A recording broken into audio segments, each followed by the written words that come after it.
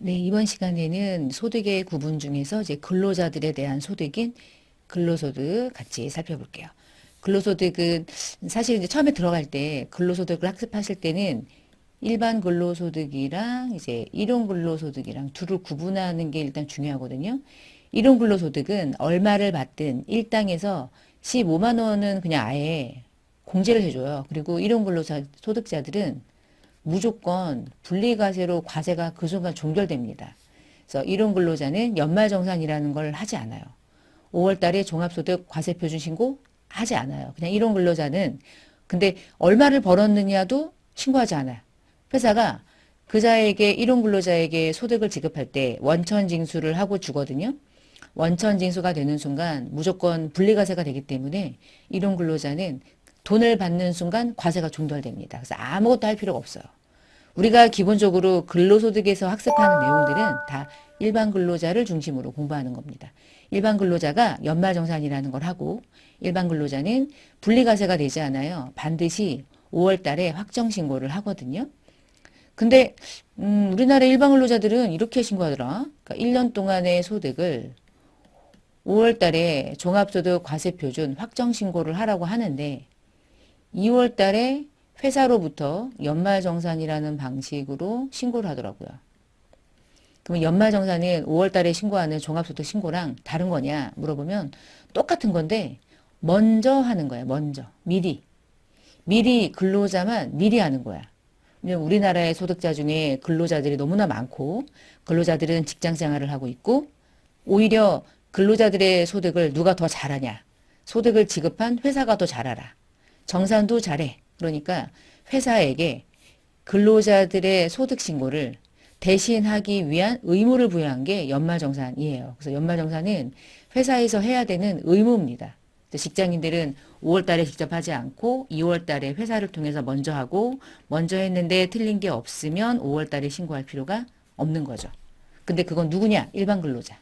일용 근로자를 말하는 게 아니고 자, 이 개념을 일단 머릿속에 가지고요. 근로소득에 대해서 일단 뭐 기본적으로 공부할 것들은 1년 동안 받은 소득은 다 과세가 되냐? 비과세가 있어요. 그래서 비과세가 좀 중요하고요. 근로소득은 근로를 제공하고 어떤 이름으로 받았든 모든 급여 성질에 지급된 돈이면 다 근로소득. 근데 그 중에 비과세가 있다는 거예요. 그래서 아래 보시면 근로소득은 고용관계에 의해서 종속적인 지위에서 근로 제공하고 받은 대가, 모든 금품, 그 이름이 뭐든 주총을 열어서 상여금을 받든 상여금으로 인정상여, 법인세법상 처분되든 우리가 법인세에서 임원에게 과세한 걸로 보겠어. 사회 유출로 소득 처분할 때 상여로 과세했잖아요. 그 상여가 되면 그 사람의 소득으로 과세가 되니까 소득이 그만큼 증가되겠지. 소득이 증가되는데 내가 받은 건 아니야. 근데 받은 거래. 알고 보니까 받은 게 맞아. 그래서 법인세법상 이거 임원이나 근로자들에게 상여금 준 것처럼 과세해야 되겠다. 왜 상여금 준 것처럼 과세하냐? 근로소득에 합산하려고. 근로소득은 이미 있을 텐데 더해지는 순간 과표 구간이 막 올라가겠죠. 그래서 세금을 많이 부과하려고 만드는 제도고요. 자, 그 다음에 우리가 앞부분에서 임원들에 대한 퇴직금은 한도를 초과하면 근로소득으로 과세한다고 그랬죠? 이게 이건 거야. 퇴직은 했어. 퇴직금을 줬어. 근데 퇴직소득으로 안 보겠대. 그 얘기는 근로소득으로 보겠다 이 뜻이죠. 퇴직금으로 보는 것까지는 퇴직소득으로 과세하고 속하지 않은 건 근로소득으로 과세하고. 근데 요즘에 종업원이나 대학에서 일하는 분들이 직무발명 보상금으로 그러니까 국가 시행하는 거죠. 그 기간이 직무와 관련한 발명을 근로자들에게 내리고요. 그들이 이제 거기에 참여해서 뭔가 직무 발명을 통한 기관으로부터 보상금을 받으면 내가 만약 종업원이나 대학교에서 일하는 교직원이에요. 내가 이 위치에서 받으면 근로소득이죠. 근로를 제공하고 있으니까. 나 지금 근로자니까. 근데 만약에 퇴직을 했대. 퇴직하고 받으면은 나 근로자 아닌 거잖아. 내가 근로자가 아니기 때문에 내가 그때는 기타 소득으로 받는 거야. 그러니까 근로자는 근로자로서 있을 때 근로소득. 근로자가 아닌데 내가 동일한 소득을 받아도 그때는 기타 소득. 기타 소득은 근로자가 아닌 상태에서 일시적으로 받는 소득을 기타 소득으로 구분하거든요. 자, 그래서 지금부터는 근로소득을 안 보는 거를 보는 건데 근로소득에 포함되는 것 포함되는 것 중에 가장 대표가 하여튼 업무를 하고 받는 대가. 뭔가 내가 이제 업무를 한 것 때문에 받은 건지 아닌 걸로 받은 건지 애매해. 그러면 그냥 그 소득, 네 근로소득. 네가 근로자로서 받은 거니까. 일한 대가든 아니든 불분명해. 어쨌거나 너는 근로자니까 근로소득. 종업원이 받는 각종의 성질의 급여 같은 것들 다 읽어보시면 되겠죠? 다 소득. 무슨 수당. 일반적으로 다 근로소득. 여비 목적으로 회사로부터 월정액으로 받아. 일단 근로소득. 주택을 제공받아가지고 이익이 생겼대. 그러니까 주택을 공짜로 내가 지금 사용하고 있는 거야. 회사가 보유하고 있는 주택을 사택이라고 부르는데요. 사택을 공짜로 사용한다는 얘기는 임차료인 월세를 안 낸다는 얘기겠죠? 관리비도 안 내고요. 그러면 종업원에게 사택을 제공해서 얘와 관련해서 회사가 월세를 안 받는다는 얘기는 근로자에게 월세 부분에 돈을 주는 거랑 별반 다를 게 없잖아요. 돈 주고 월세 내라고 하나 안 받고 안 내나 똑같은 거 아닌가? 그래서 주택을 제공받거나 종업원이 주택을 산대. 아니면 전세보증금이 필요하대. 그 돈을 빌려줘 회사가. 그런데 너무 낮은 이자나 아예 이자를 안 받아. 그러면 이자만큼 근로자가 이득을 취하죠. 이득을 취한다는 얘기는 월세 안 내는 거랑 똑같은 거죠. 자, 두 개는 주택과 관련된 거고요. 두 개는 뒤에 나옵니다. 다 과세가 되진 않아요. 지금 보는 거는요. 일단 근로소득으로 보겠다. 근데 보니까 다 과세 아니야. 이게 둘로 쪼개지는 거야. 이 중에 과세되는 소득이 있고 과세가 안 되는 소득이 있고 그래요. 하여튼 주택을 공짜로 받았대. 일단 근로소득으로 본다. 그 다음에 네가 집을 사는데 이자를 안 내고 돈을 빌렸어. 이자 부분도 과세한다. 근로소득으로. 임원이 퇴직금을 받았는데 송금불산입이 됐대요. 임원 한도초가 됐대요. 그 근로소득이었죠. 공무원 등이 무슨 직급보조비를 받거나 공무원이 공무수행과 관련해가지고 무슨 상금 받았거나 다 근로소득. 근로자가 일하고 받은 소득은 다 근로소득. 자, 그런데 다음은 아예 근로소득으로 안 본대요. 근로소득이 아니야. 아싸리. 그러니까 얘는 회계 처리할 때 급여로 처리하지 않고 일반적으로 이외의 비용, 뭐 교육비, 차량 유지비, 아니면은 뭐 복리후생비 이런 식으로 들어간다는 거예요. 첫 번째, 사용자는 회사입니다. 사용자가 근로자의 업무 능력 향상을 위해서 교육훈련비를 지출했대요. 이거를 근로소득으로 봐요? 아니면 교육훈련비라는 일반적인 회사의 비용으로 처리해요? 후자죠. 교육훈련비로 처리하거든요. 그 얘기는 근로소득으로 안 본다. 종업원이 출퇴근을 위해서 회사가 가지고 있는 차량을 제공받는데 회사가 회사 차를 가지고 있는 경우 있잖아. 그 출퇴근할 때마다 직원들이 이렇게 서 있어. 그럼 이 차가 가가지고 직원들을 태워서 이제 회사로 오는 거죠. 이렇게. 이 운임에 대해서 근로자에게 네가 이거 공짜로 탄 거니까 소득으로 과세할 거야? 안 한다고. 요 정도는 그냥 복리후생비 정도. 자, 그 다음에 기업 안에, 회사 안에 근로복지기금이라고 운영되어 있어요. 기금이. 그래서 그 기금으로부터 어떤 장학금이나 집이 없는 근로자에게 주택을 취득할 수 있는 보조금을 준대요. 이 복지 기금으로부터 받는 대가는요, 소득으로 보지 않습니다. 뭐 회사라고 하지 않아요. 얘는 그냥 근로소득 자체가 아닌 거예요. 그 다음에 근로자가 결혼을 하는데 경조금을 준대. 결혼을 하면은 뭐 회사가 주는 돈이 있겠죠? 그거를 근로소득으로 과세하냐? 근로소득으로 아예 안 본다 이 뜻이에요. 그러니까 대부분 얘네들은 개정과목 처리하면 복리후생비 처리하겠죠? 자, 퇴직급여를 주기 위해서 이 적립을 한대요. 선택할 수 없는 것이고요. 우리가 확정 기여형, 확정 급여형, 퇴직연금 가입하는 거 얘기하는 거야. 퇴직연금에 적립하는데 그거를 근로소득으로 봅니까? 나중에 줄 퇴직금을 예치하는 거예요. 퇴직금 주는 거잖아요. 아직 안 나갔으니까 아직 주진 않았겠죠. 그래서 여기에 있는 것들은 아예 근로소득으로 X, 근로소득 아닌 것들. 앞에 봤던 것들은 근로소득인 것들. 우리가 이제 근로소득에 대해서 퇴직연금 계좌에다가 적립하면 상대적으로 이제 퇴직소득으로 전환이 될 수 있잖아요. 근데 이렇게 전환이 되는 거를 제한 없이 하면 똑같은 소득을요, 회사가 근로소득, 급여로 주지 않고 네가 나중에 퇴직금 받은 퇴직급여에다가 예치해 줄게. 이럴 수도 있다는 뜻인 거예요. 그래서 모든 근로자에게 적용되는 퇴직연금 규칙을 설정해서 거기에 적립하는 것만 퇴직소득으로 전환할 수 있도록 내가 이번에 너에게 이제 5천만 원의 상여금을 줄 건데 그 5천만 원의 상여금을 퇴직금 주는 걸로 줄까?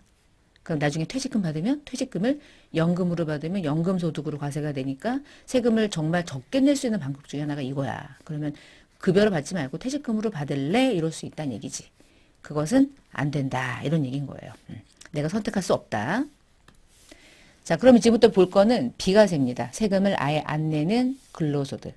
그 첫 번째가 일찍 회사에서 자고 먹고 하는 하루 동안 그런 거 있죠. 그리고 일찍이나 숙직료.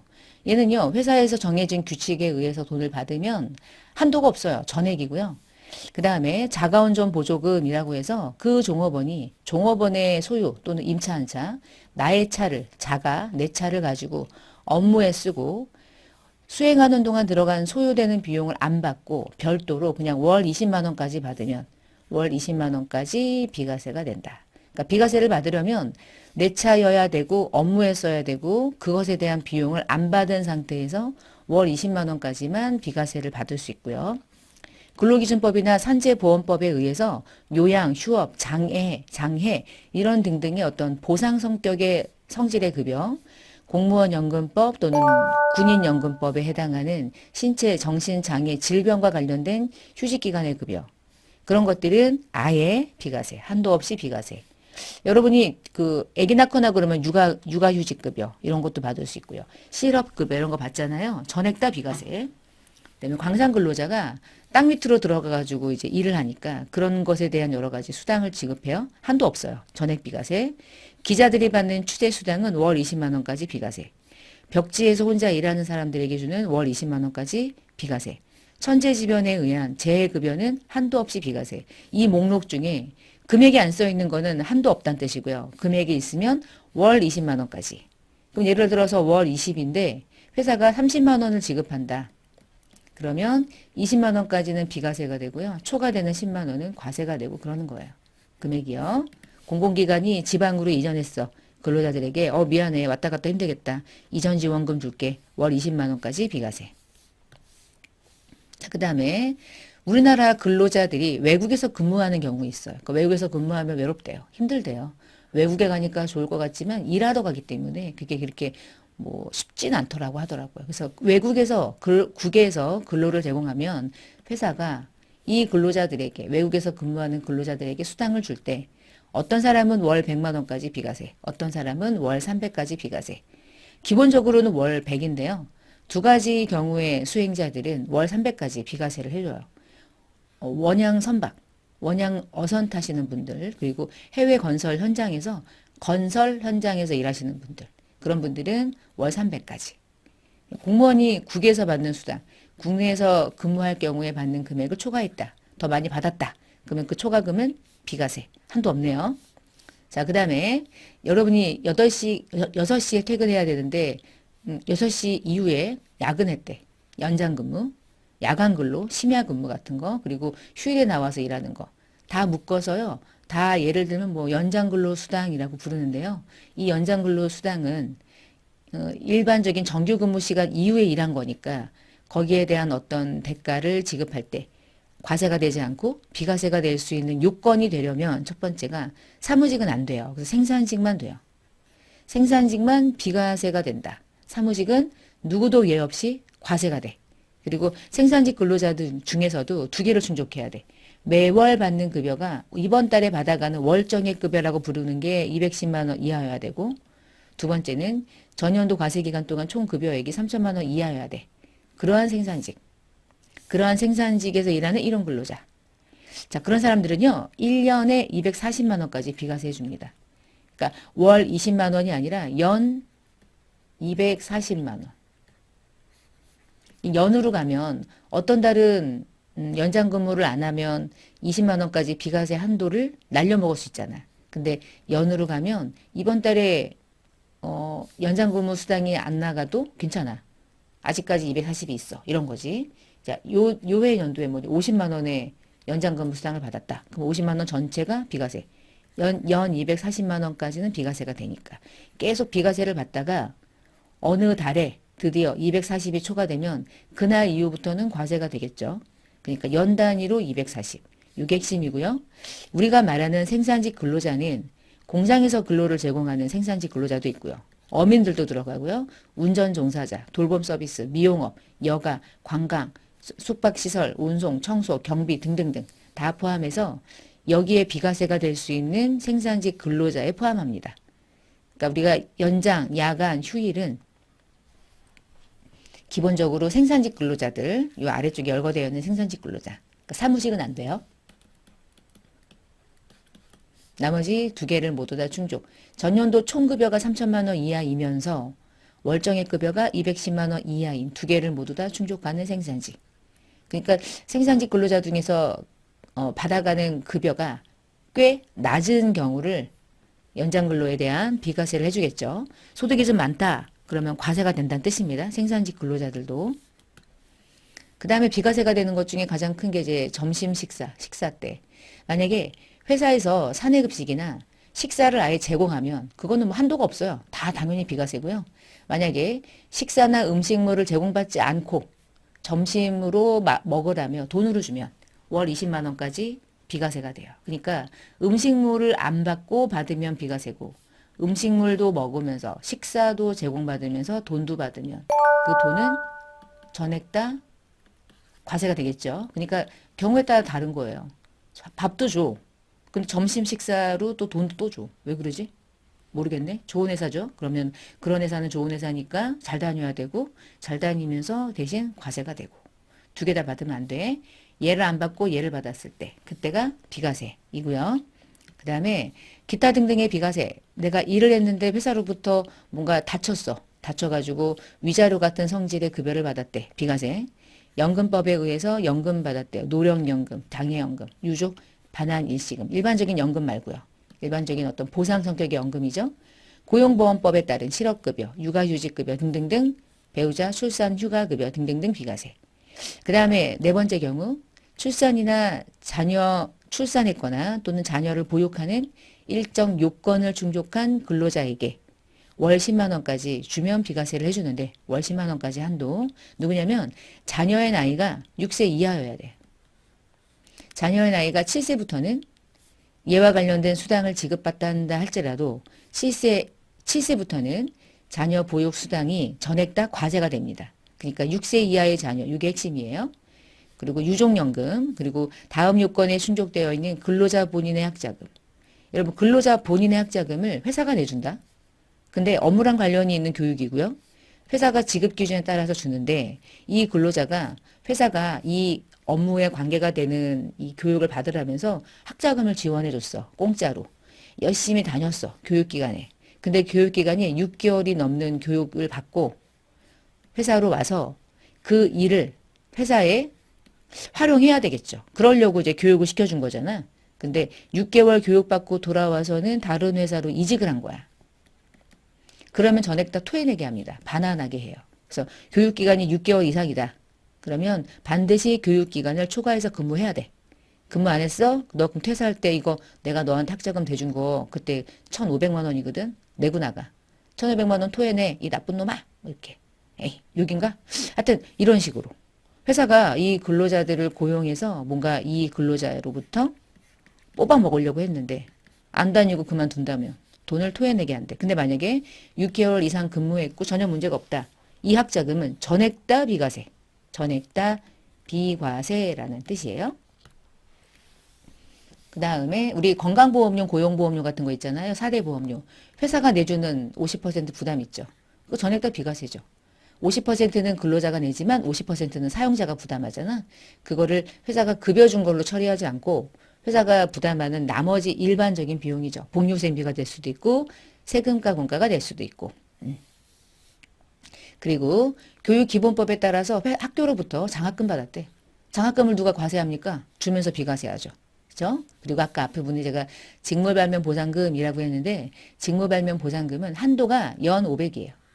500만 원까지 비과세. 500만 원 초과되면 과세이고요. 자, 그 다음에 이제 10번. 10번은 죄다 뭐냐? 10번에 9번 기업과 니은이 아까 얘기했던 그 주택이랑 관계되는 거야. 사택.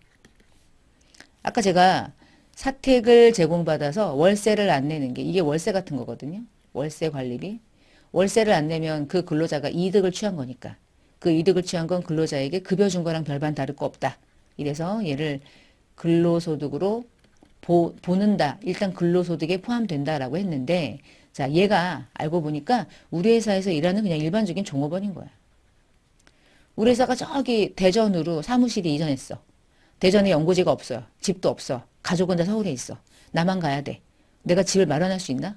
그 정도의 돈이 없는데. 그래서 회사가 집을 마련해서 근로자들이 거기서 생활할 수 있도록 집을 빌려줘요. 그때 월세를 받겠냐고요. 그지 같은 회사가 아니고는 안 받죠. 그러면 그때 월세 안 냈다고 그래서 그 종업원에게 너에게 근로소득으로 과세할게. 한다고요? 안 한다고요? 얘는 안 해. 얘가 누구일 때 안 하냐면 종업원일 때. 그럼 누구일 땐 과세할까요? 주주일 때, 대주주일 때, 출자 임원일 때. 그럴 때는 과세합니다. 그래서 보시면 출자 임원이 아니고 비출자 임원이래. 그 말은 그냥 순수한 임원이란 뜻이야. 출자를 주식을 가지고 있지 않는다 이 뜻이고요. 주주이긴 한데 소액주주야. 소액주주는 1% 미만이면 소액주주예요. 우리 회사의 1%도 안 가지고 있어. 주식을. 근데 무슨 주주입니까? 소액주주가 아무도 나에게 관심이 없죠. 아니면 그냥 완전 임원이거나 아니면 임원이 아닌 종업원이거나 그들에게 근로소득을 받는 그들에게 사택을 제공해서 그들이 이익을 취했다면 그것에 대해서는 비과세하겠다 이 뜻이야. 얘는 비과세. 근데 주주에게 이 집을 빌려줬고 주주가 월세를 내지 않는다. 이건 뭔가 있지. 주주가 우리 회사에 와서 일하고 있는 사람이 아니잖아. 근로를 제공하는 자들이 아니죠. 근데 월세를 안 내고 있어. 왜 안 내지? 잘 보이려고 하는 거 아닌가? 그것은 과세하겠다 이런 뜻인 거예요. 출자 임원이면. 그 다음에 아래쪽에 제가 종업원이 집을 사야 돼. 집을 사거나 아니면은 집을 들어가기 위해서 뭔가 보증금이 필요해. 임차를 해서 소요되는 자금이 지금 필요한데 그 자금을 너무 낮은 이자 또는 아예 이자 안 내고 돈을 빌려서 쓰면 이것에 대해서는 과세하고 싶은 거야. 종업원이 뭔가 부당 이득을 취하는 거니까. 자, 근데 어떤 회사만 예외적으로 비과세를 해주냐? 내가 다니는 회사가 중소기업이고 내가 중소기업에 다니는 종업원일 때만. 그럴 때만 소득으로 안 봅니다. 자, 보시면 사택을 제공받아가지고 지금처럼 요거요. 사택을 제공받았을 때는 출자 임원인 때만 근로소득으로 과세. 비출자 임원이거나 종업원은 과세 안 해요. 맞죠? 방금 전 했던 거. 근데 지금처럼 주택과 관련해가지고 자금을 빌려서 뭔가 이익이 생긴 거. 이자를 안 냈다는 뜻이야, 결국에. 이자 부분의 이익. 그런 경우는 출자 임원이 이런 일을 했다. 근로소득으로 과세. 비출자 임원이어도 과세해요. 종업원도 과세해요. 얘는 예외가 없거든요. 근데 단 하나의 예외. 내가 중소기업에 다니는 직원일 때. 그때는 과세를 안 한다. 이 얘기입니다. 그러니까 중소기업 좀 많이 다녀라. 중소기업에게 어떻게든지 혜택을 주려고 짜고 만든 제도가 또 이런 거예요.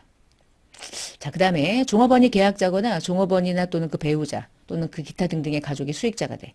보험이 만기가 되면 그 만기 때 그 보험금을 수령하는 자가 이들이라는 거야. 종업원. 그러면 이들이 만약에 수익자로 되어 있는 보험이라면 그 보험료를 누가 내는 게 맞아요? 종업원이 내는 게 맞죠? 근데 회사가 내준대. 70만 원까지는 비과세 해줘요. 70만 원이 넘어가면 과세가 되지만 70만 원까지 그래서 대부분 이 상품은 가입을 합니다. 그리고 나중에 만기가 되면 종업원이 가져갈 수 있어.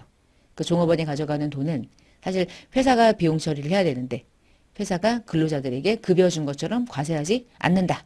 이것도 보험 상품 중에 하나죠. 자, 그러면 뭐 계산 문제는 이런 형태? 한번 볼까요? 총급여를 구하세요. 우리 총급여는요. 근로자가 받은 모든 소득을 더하고요. 그 중에서 비과세를 빼요. 그게 총급여인 거야. 항상 총급여를 구할 때는 총급여를 그래서 다른 말로 뭐라고 하냐면 과세가 되는 급여 이렇게 불러요. 과세가 된 급여는 얘구나. 비과세는 무조건 빠지는 거니까 비과세를 많이 받으면 많이 받을수록 기쁘지. 세금을 안 내니까. 돈은 받고 세금은 안 내고. 자, 급여가 2,000이래. 근로소득이죠. 상여가 800이래요. 근로소득이죠. 연월차 수당 근로소득이죠. 점심 식사로 276만 원 받았대. 일단 근로소득. 자가운전도 근로소득. 원래는 다 근로소득인데 이 중에 이제 비과세로 빠지는 게 이 중에 식사 보조비는 별도의 식사를 제공받지 않으니까 월 23만 원이면 얼마까지가 비과세입니까? 월 20만 원씩 해가지고 240만 원이 비과세인 거잖아요. 그쵸? 걔를 빼야 돼요.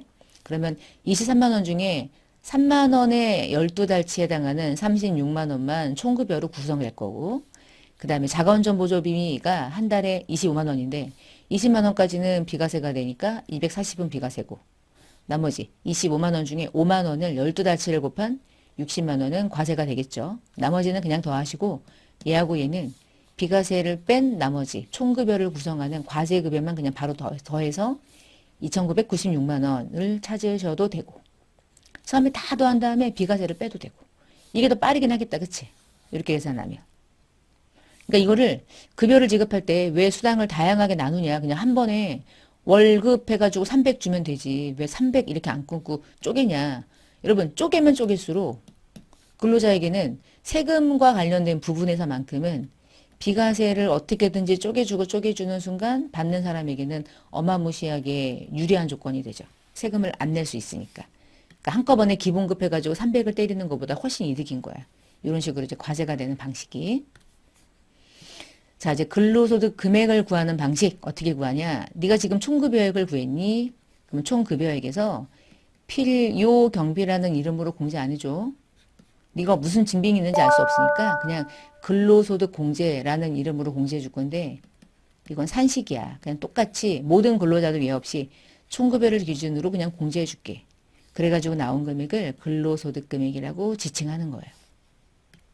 그럼 어떻게 구하는지 뒷장에 숫자를 한번 가지고 좀 볼게요. 근로소득의 경우 실제로 소요된 필요경비를 확인할 수가 없어. 그래서 산식에 의한 공제를 해줘. 그러니까 이게 산식에 의한 공제인데요. 만약에 아까 2,900 얼마였잖아요. 그럼 총급여가 비과세를 빼고 총급여가 예를 들어 한 3,000이라면 총급여가 3,000이면 요 구간이잖아요. 그쵸? 그럼 요만큼을 공제해 주는 거야. 그러니까 총급여가 3,000이다. 그러면 근로소득 공제로 산식에 의한 공제를 받아서 근로소득 금액이 달라지는 거예요. 그럼 얼마를 공제받냐면 750은 일단 받고 들어가고요. 전 단계까지 받은 금액이에요. 1,500을 초과하는 금액이니까 3천만 원이면 딱 1,500이 1,500을 초과했죠. 곱하기 15%만큼을 한 번 더 공제에 합산해서 1,500 곱하기 15% 하면 225만 원이거든요. 그러면 225만 원에 750을 더한 금액인 975만 원은 그냥 공제해 주는 거예요. 975만 원은 3천만 원에서 공제를 받으니까 근로소득 공제금, 근로소득 금액은 2,025만 원이 되는 거지. 일단 무조건 얘는 작아지게 돼 있어. 그리고 근로자는 근로소득 공제라는 금액을 산식에 의해서 일괄적으로 누구나 예외 없이 공제를 해줘요. 단 이걸 공제받는 한도가 2천만 원. 객관식에 나올 수 있고요. 2천만 원. 근데 이런 근로자는 그냥 15만 원씩을 매일 1급에서 그냥 빼줘요. 그러니까 일용직에 대한 근로소득이 과세가 되는 방식은 좀 특이하죠. 만약에 일용 근로소득으로 20만 원 받는다. 그러면 20만 원에서 무조건 15만 원 빼서 5만 원만 과세한다. 이게 특징이에요. 자, 다음 장에 근로소득에 대한 수입 시기를 보시면 급여 같은 경우는 근로를 제공한 날에 귀속이 돼. 수입 시기가. 근로랑 관계 있는 급여 성격이니까. 근데 잉여금 처분은요. 잉여금 처분 결의일에 확정되잖아. 어쩔 수 없지 뭐. 근로를 제공하는 거랑 관계없는데 대부분 잉여금 처분은요. 잉여금을 처분해서 대부분 어떤 형태로 돈을 줘요. 주주에게 상여금 주잖아요. 그쵸? 아니 주주에게 배당금 주잖아. 처분했을 때 배당금을 주는 거잖아. 그치? 그러니까 근로자들에게 주는 형태랑은 좀 다르단 말이야. 그러니까 잉여금 처분 결의일로 인식. 인정상여는 법인세법상 상여로 과세한다? 소득 처분하는 거니까 근로를 제공한 날이 속하는 사업연도.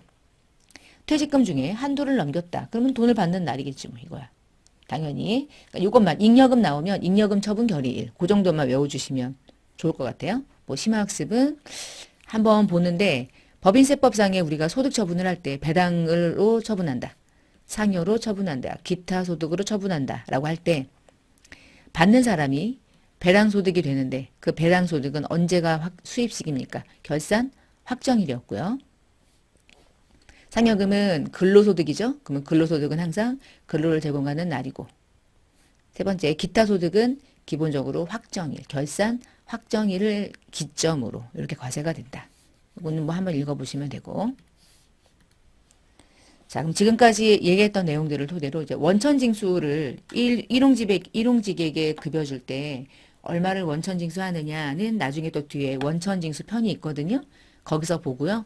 지금은 근로소득에 대한 전반적인 이해를 중심으로 이 각각의 파트를 마무리하시면 될 것 같아요. 자, 먼저 비과세가 되는 근로소득 올바르지 않은 것. 천재지면 비과세. 6세 이하의 자녀 월 10만 원까지 육아수당 비과세. 입갱 발파 비과세. 한도 없죠? 자가운전 보조금은 월 30 아니고 월 20만 원까지 비과세죠. 답은 4번. 두 번째, 과세되는 근로소득은 무엇입니까?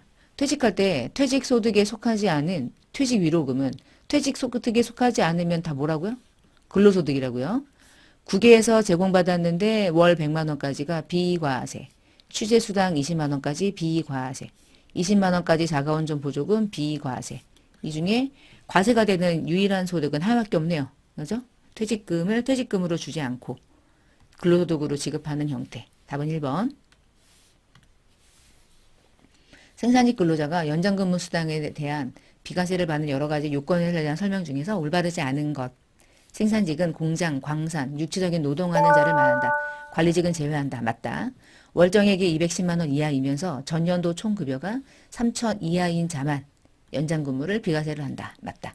일용근로, 광산근로를 제외하고는 연 240만 원까지 비과세가 된다. 맞다. 아까 제가 일용직만 얘기했는데 광산근로자까지 포함해서 한도가 없어요. 비과세 한도가 따로 없는 거야. 비과세 한도가 있는 거는 일반적인 생산직 근로자일 때. 4번 월정액 급여가 210만 원을 초과해서 비과세를 적용받지 못하는 금액은 차월, 2월은 없죠. 차월, 2월이 존재하는 것은 기부금만 그런 거야.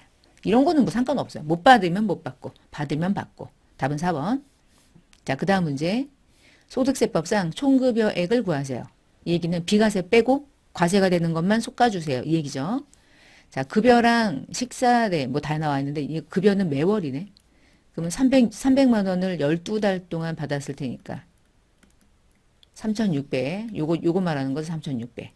그 다음에 식사 때가 매월 10만 원이고 별도 식사를 제공받는데 그럼 식사를 제공받는다는 얘기는 비과세가 아니라 과세가 된다는 거니까 10만 원씩 12달 동안에